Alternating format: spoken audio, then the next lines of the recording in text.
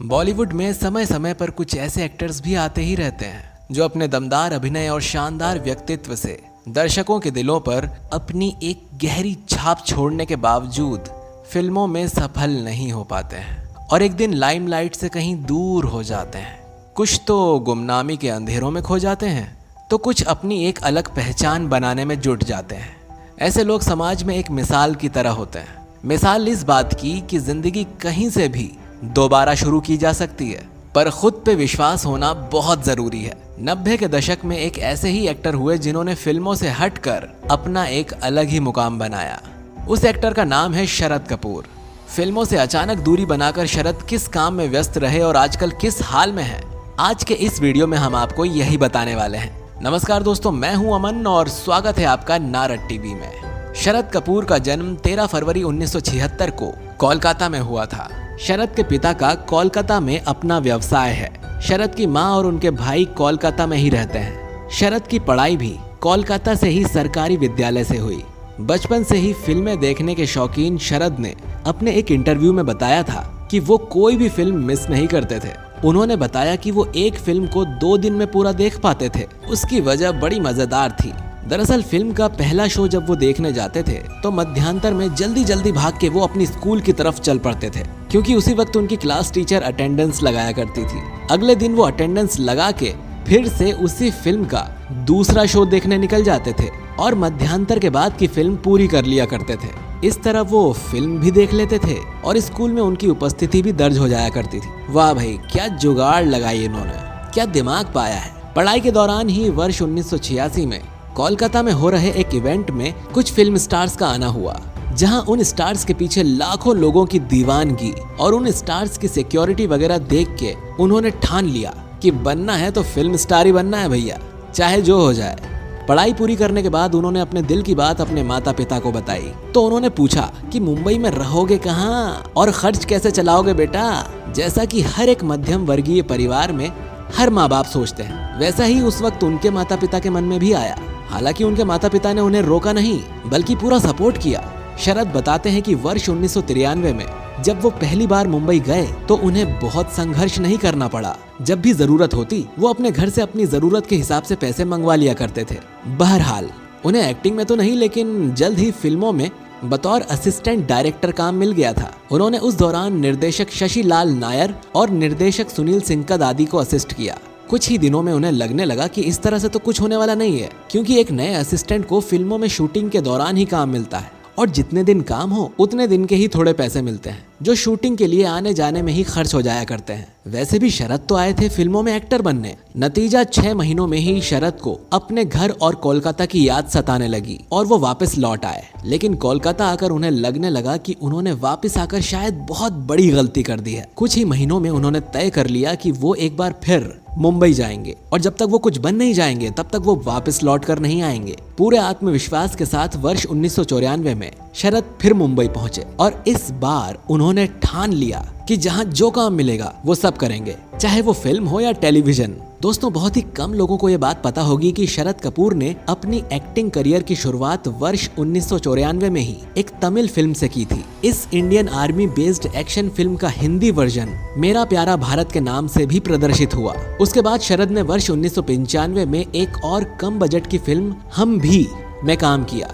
इन दिनों फिल्मों में जब शरद को कोई पहचान नहीं मिली तो फिर उन्होंने टेलीविजन का रुख किया, जहां उन्होंने वर्ष 1995 में प्रदर्शित स्वाभिमान और आंखें के अलावा वर्ष 1996 में प्रदर्शित चाहत और नफरत जैसे कुछ धारावाहिकों में काम किया। उसी दौरान महेश भट्ट अपनी बेटी पूजा भट्ट, परेश रावल और मनोज बाजपेयी जैसे कलाकारों को लेकर एक फिल्म पे काम कर रहे थे जिसका नाम था तमन्ना। फिल्म में अन्य कलाकारों का चुनाव हो चुका था, बस पूजा भट्ट के नायक की तलाश बाकी थी। उन दिनों शरद भी काम की तलाश में विभिन्न फिल्म प्रोडक्शन हाउसेस में जाते रहते थे। एक दिन अपने ऑफिस के बाहर महेश भट्ट की नजर अचानक शरद पर पड़ी। उन्होंने शरद को बुलाया और तमन्ना फिल्म के लिए साइन कर लिया। हालांकि शरद महेश भट्ट के साथ धारावाहिक स्वाभिमान में पहले से काम कर चुके थे, लेकिन ढेरों कलाकारों से भरे उस धारावाहिक में शरद की छोटी सी भूमिका कहीं दब के रह गई थी।